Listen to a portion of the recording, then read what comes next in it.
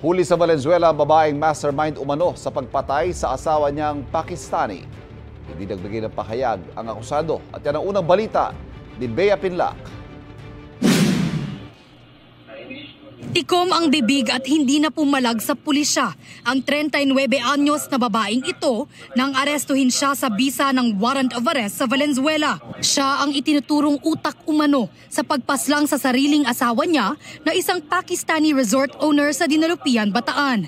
Ayon sa pulisya, May 2023 nangyari ang krimen. Merong dalawang lalaki na nagpanggap na nag-inquire or magiging customer nila doon sa resort at humihingi ng assistance. Habang ina-assist niya nga itong dalawang customer, doon nga siya pinagbabarel. Ang dalawang kasabwat din daw ang nagturo sa babae na siyang nag-utos umano sa pagpatay. Inaalam pa ng mga otoridad ang posibleng motibo sa krimen. Sinubukan naming kunin ang panig ng akusado pero tumanggi siyang magbigay ng pahayag. Non-bailable ang kasong murder na kinahaharap niya. Ito ang unang balita.